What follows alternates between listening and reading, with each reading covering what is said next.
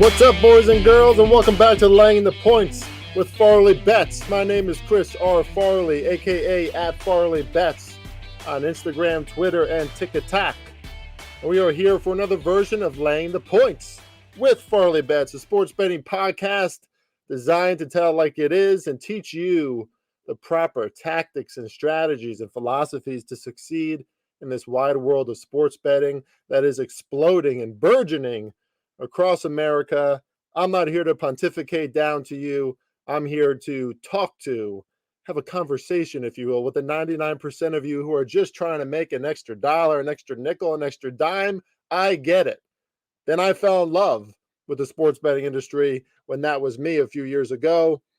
Now very much in the industry, won 5th place in the Circa Millions contest last season in the NFL, $114K cash prize. I'm the head of betting at the 33rd team and a betting analyst on the Bet US, NFL, and NBA shows, and the owner of FarleyBets.com. Check out my site every single day for a free pick. Some days, of course, we take off because that's life, and you have to take off in sports betting, right? That's a big lesson, a big thing to learn in the sports betting world is that this is an addictive hobby, right? Something where we can put a few dollars with the click of a button on our phones into our gambling and betting accounts, thinking that we can instantly make money. And if we do it the smart way, long term, steady, strategic, that can be true. But it can also be very stimulating and impulsively addicting. So you got to watch out for that. Can't have a free pick or can't have picks every single day, right? On today's show, it's just going to be me flying solo, probably a shorter podcast. I'm going to start it off with my rant, as I always do. And then we'll tackle the February 28th NBA slate. A lot of games on the slate tonight across the association, and a few that I'm looking at, a few that I like more than others. I'll give out a free pick or two in the NBA. And I'll also give out a free pick in college basketball, because there's one angle that I really like. We're coming off a 6-2 night, 2-1 in college basketball, 3-1, or no, 4-1 in the NBA. Free pick at FarleyBets hit yesterday. That's 7-5, our last 12 free picks, I believe. We went on a red hot streak of 5 in a row, and then we lost 4 in a row. So a little streaky. After the All-Star break, the NBA was cruel to me. Weird things happening. But I think we're back on track. Let's start with my rant. I always got to start with my rant, you know. Charles Barkley said it. I don't know when he said it. Last night, maybe? Monday, February 27th. Is that when he said it? I don't know. And he says a lot of things that I want to say to bigger audiences. You know, Charles just kind of tells it like it is, right? I love Charles Barkley and Shaq, like that whole crew on TNT. It's like 10 times better than what ESPN offers. But he's saying that we're paying bums. We keep on paying bums. Now, I'm not going to call these NBA players bums, but he's onto something, right? And the problem is that not only are we paying good NBA players a shit ton of money, but the perception about these players is starting to permeate the public's perception, the odds makers' perception, the sports books' perception, the marketplace of sports betting. You can just kind of see it, right? Like D'Angelo Russell joins the Lakers. The Lakers have 1 or 2 good wins against bad teams. Now, they beat the Mavericks the other night, a huge comeback by LeBron and the Lakers. That was impressive. But before that, I wasn't that impressed. Like, I forget who they beat offhand, but they were low-tier teams. You know, they're teams they should beat. And teams are like, I don't know. I think I see it. Starting to believe in the Lakers. D'Angelo Russell is a good player. But now LeBron James is out, probably out a few weeks because of a foot injury. D'Angelo Russell is currently out. It's all going to fall on Anthony Davis again. But a player like D'Angelo Russell, right, or even Kyrie going from the Nets to Dallas, people jumping on that bandwagon right away. I mean, Kyrie is absolutely an elite talent in the NBA. Like, if you had a one-on-one contest in the All-Star break, which you should, by the way, the All-Star break should have a one-on-one tournament and maybe we'll actually pay attention, because that was awful what we saw on All-Star Weekend. But I digress. 1-to-1, Kyrie would beat a lot of players in the NBA because of his dribbling, his ability to get to the rim. Great player. But we constantly overreact and overpay these athletes, and especially in the NBA. And I know there's been a big surge, like, look at the money that these owners and billionaires are making, and they're not paying the athletes. I get that, all right? There needs to be more equality in that exchange. But it's bad business to overpay athletes who haven't proven themselves yet.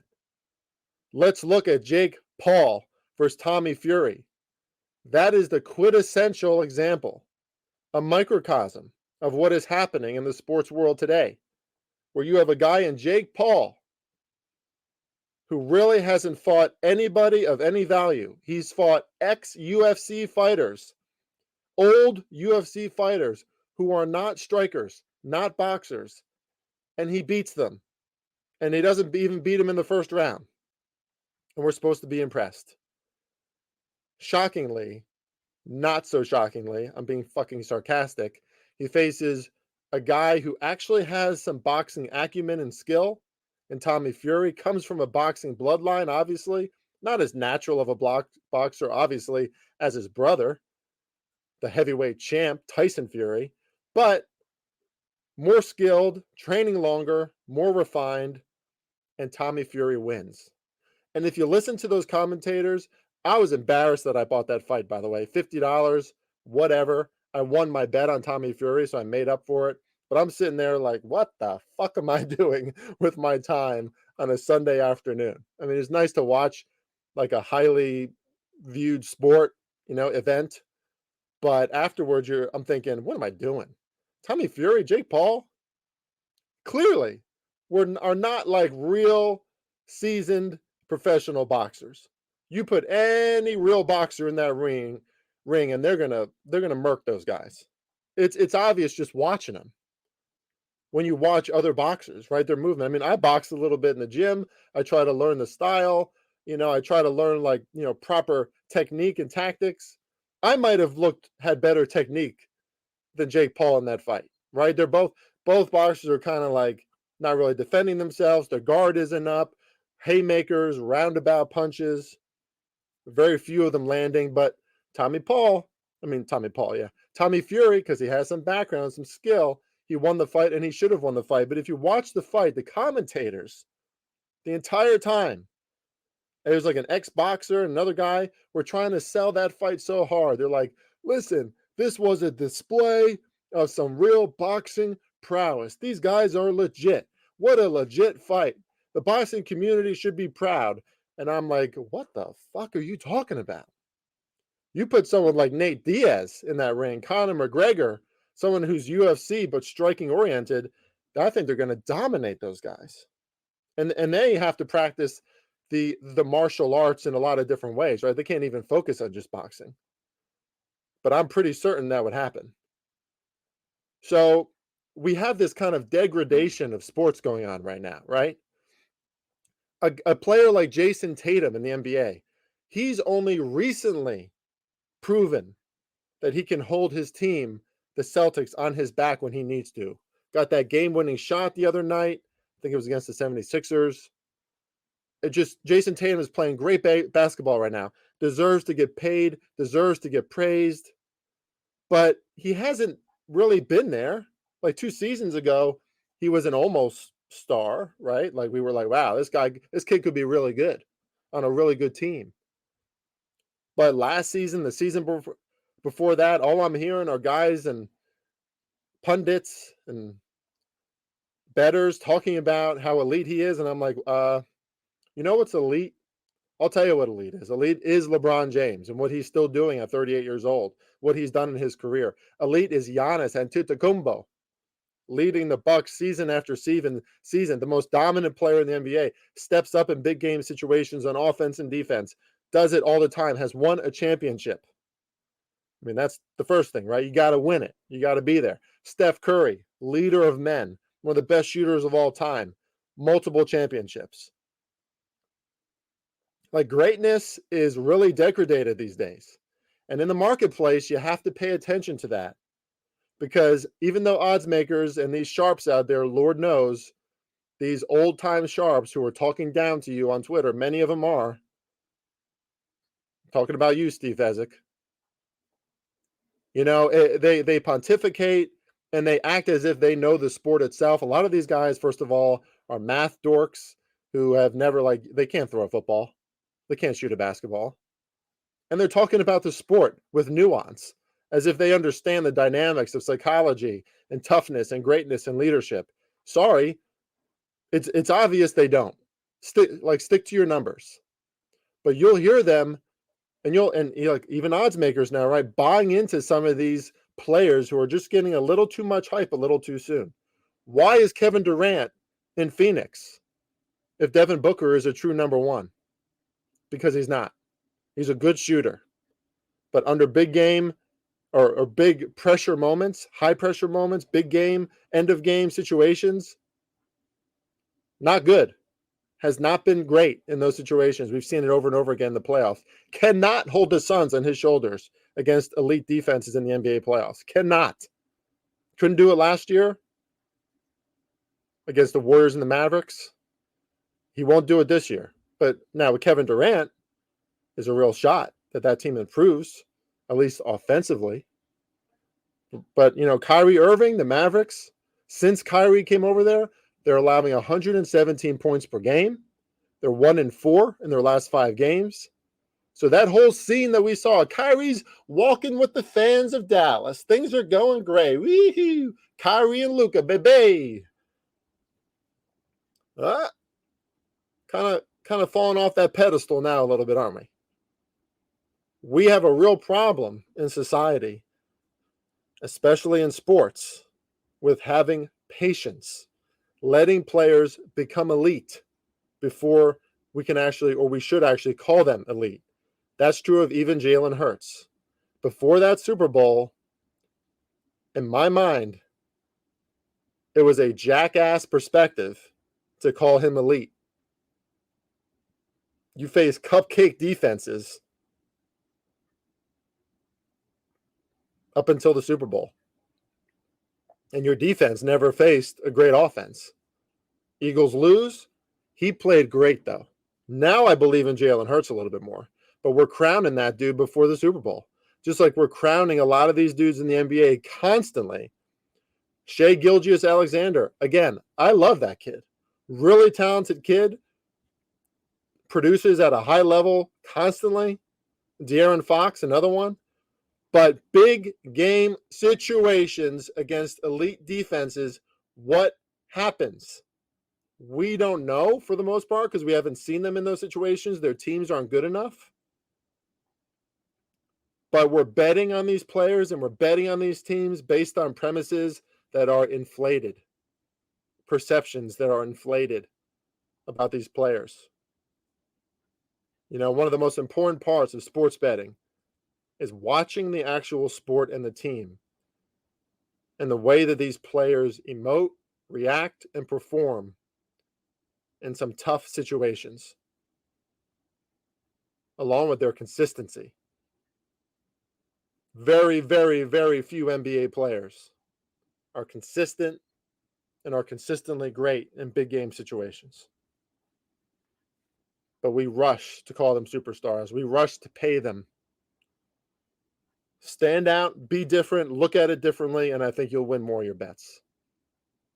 All right, speaking of bets, let's get to a few of these games today, a few that I really like. I'll start with the Lakers and the Grizzlies. Like I said, Lakers are without LeBron James for a few weeks. Probably no D'Angelo Russell tonight. He's doubtful. Tough spot for the Lakers. I think the Grizzlies are going to blow them out.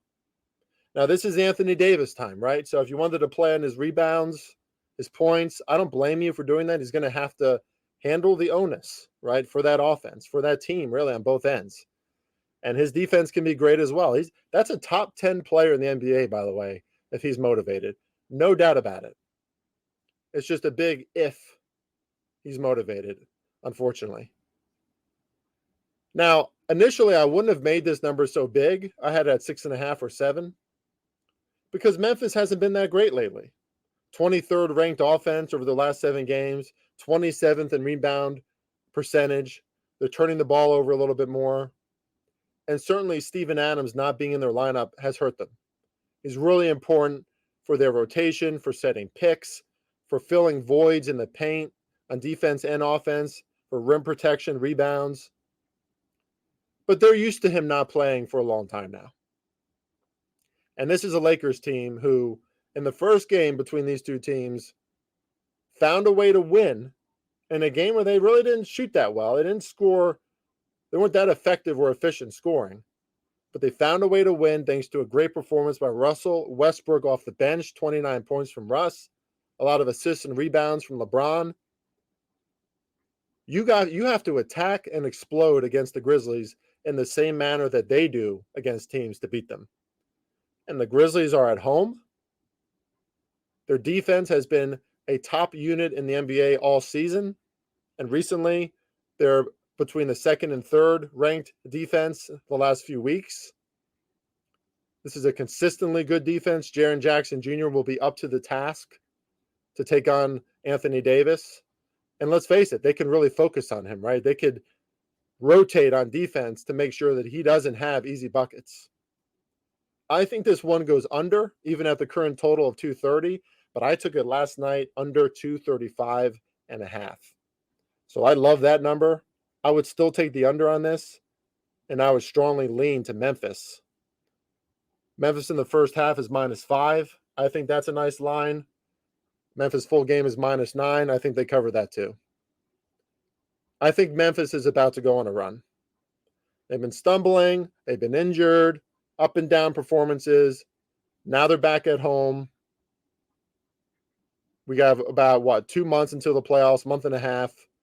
It's clobbering time for one of the top teams in the Western Conference. And I think they show it tonight. Really tough team to beat at home. The Bucks and the Nets. Bucks are going up and up. They're 6.5-point favorites now on the road in Brooklyn. But there's not a lot of reasons to not like the Bucks tonight. Giannis is also probable, and I thought Giannis was not going to play in this game, after going down to that knee injury in the last game where he just walked off the floor, but, it didn't really seem right. I don't know why they would put him back on the floor against the Nets, which is this is a game they can win without Giannis, I would think. But this is a Bucks team, man. They won 14 games in a row. They're just operating on a different level. Best defense, best net rating over the last 10 games. And they're going to have a lot of matchup advantages tonight on defense as well. Now, the Nets, I think this Nets team can catch a team sleeping. We kind of saw that. They were very competitive against the Hawks after everybody was like, look at the Nets. Look at how much they lost to the Bulls by. Oh, my God, they lost by 40-plus points to the Bulls. What a shitty team. Yeah, the Nets are going to have those moments, right? They have a lot of B-plus players. But the Nets are one star away from becoming a really good team, I think. And maybe they'll form a star on that team because they just have a lot of good players. If you look at who this team is composed of, right? They brought over Mikal Bridges, great player, hard worker. Spencer Dinwiddie, hard worker. Definitely has some work to do in his overall game and his consistency, but a B player, hard worker. Cam Johnson, excellent shooter, young player, probably ready to burst onto the scene as a player that you should fear. Starting to score more points too. They have Seth Curry. Nick Claxton has been a blocking machine. Joe Harris, Patty Mills off the bench, Royce O'Neal off the bench. Ben Simmons is injured right now, but if he can settle in, he could obviously provide some good defense and support on offense. So they're just a team full of B and B-plus players. They can surprise some teams. I don't think they're going to catch the Bucks sleeping tonight. The Bucks have been phenomenal. Now, the Bucks do have a back-to-back. They're home tomorrow against the Magic, so that's a weird spot. And I'm not convinced that Giannis is really going to play. So I'm not going to play in this game, but I do think that the total is a little too high at 230. I had it at 226. I think the Bucks defense can really limit Brooklyn tonight, and that's the biggest reason why I think the total is a little too high. Let's move on to the Timberwolves and Clippers. This is a tough one. Clippers are favored, as they should be, by 6.5 against a Timberwolves team that is, perennially disappointing. But this is a good spot for the Clippers coming back home. You might think on one hand, but they got to turn around on Thursday and go to Golden State and then face Sacramento again. And remember, their game against Sacramento is the game that scored, 351 points, 2 overtimes, and Sacramento won that game, put up 176 on the Clippers. So the Clippers have some work to do on defense. They've been in just some crazy games, 2 straight OT contests. The Nuggets beat them recently, and the Nuggets will do that to you at home. Just very effective and efficient, usually at home. Where's the defense for this Clippers team? I don't know.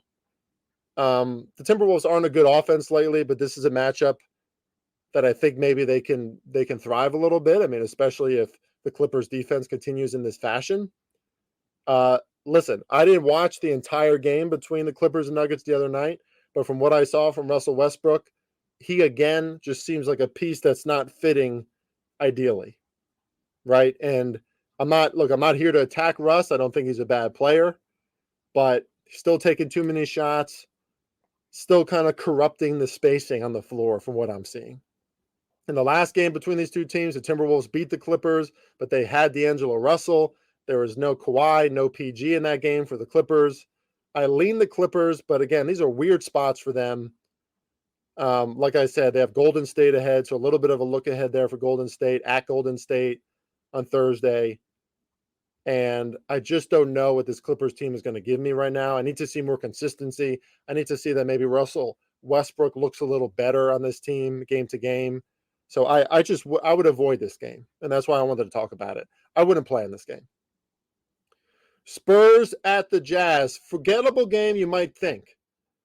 But here's the thing. You might want to consider playing on the Spurs early in this game. They outplayed Utah in the first quarter and first half 2 days ago when these two teams just met. And then they just totally gave up in the second half, outscored 63-37 in the second half. Now, the Jazz are still a team that can score at a very high pace, a very high rate. They're very methodical at home in that way. And the Spurs are just giving up, right? So I do think that the Jazz are going to cover this line. It's not a strong play for me or anything. It's a lean. But the Spurs are giving up. They're obviously in the Victor Wembanyama sweepstakes. They've lost 16 games in a row. They're 5-26 on the road. 11 out of their last 16 games they lost by double digits. And the Jazz are 20-10 at home. They're a good team at home. So I would play on the Jazz -9 if I were you. If you're gonna do anything on this game, play on that. It's a nice, easy win for the Jazz, who certainly seem like they're competing and they want to be in the playoffs this season. The Spurs, on the other hand, are not. I don't know how interested the Spurs are in getting any wins. I mean, they only scored 37 points in the second half of their last game. You tell me. All right, and finally, let's talk about the Blazers at the Warriors. Let's see if we can get an updated injury report here. We know Anthony Simons will be out. He's dealing with an ankle injury. Blazers still without Nurkic. They do have Jeremy Grant back. Obviously, Lillard coming off that crazy 71-point game. Now, all things in perspective, okay? They were facing the Rockets, so that can happen to one of the worst defenses in the NBA against the Rockets. But I got to expect some regression tonight from the Blazers. I think Draymond Green is going to play. That's a good thing for the Warriors defense. He was not in that last game. Maybe consider playing on Klay Thompson props. He's been fantastic. He looks like the Klay Thompson of old. I don't want to jinx him, but he looks great. The Warriors are appropriately 4-point favorites in this spot. They're at home. They invite the Clippers on Thursday. Kind of a cushy spot for them, way better spot for them than the Blazers anyway. The Blazers, on the other hand, they're going to be back home tomorrow against the Pelicans. So first night of a back-to-back for the Blazers. I don't like that for this total because initially I'd like the total going over. I mean, we got a lot of three-point shooters in this game. The Blazers don't have any paint defense right now without Nurkic. The Warriors are at home. They're going to fly up and down the floor probably. Feels like an over, right? But it's ticked down a little bit to 235.5. I don't like it anymore because some teams very often in the first game of a back-to-back just don't exert as much energy. Maybe it's lower scoring than we think, especially if the Warriors play that home defense with Draymond that they can. So as you can tell, conflicting thoughts in this game. Lean Warriors, lean over. Warriors would probably be the strongest play in this game if I had a play. I do not have a play in this game either. But we did talk about the Jazz. I would lean strongly to them. We talked about leaning under on the Bucks Nets, and I am taking the Grizzlies tonight. -4.5 or -5 in the first half, and I already took the under in that game. Would still take it at the current number. Just don't like it as much at the current number. Free pick for you, Indiana and Iowa. Indiana has a revenge game against Iowa tonight after they gave up a 21-point lead on the road to Iowa earlier this season. Iowa is way too dependent on their offense to consistently be productive. They're on the road. It's an uncomfortable environment. Indiana just got a big win the other day against Purdue. Indiana's back home. I think they're going to smash Iowa, and they're going to come out hot. I like the -3 in the first half or -6 full game. And you can actually get the -5.5 full game at some sports books. That's a nice. With that, ladies and gentlemen, thank you so much for listening in to Laying the Points with Farley Bets. We'll be back on Thursday with another podcast. That is, if my wife doesn't pop out this baby. We're over 38 weeks. Could happen any moment, any second. So bear with me with that. Might have a great guest on Thursday as well. Might just be me solo talking about another NBA slate. Love y'all. Check out FarleyBets.com. Let's win some damn money. Let's fucking go. See ya next time.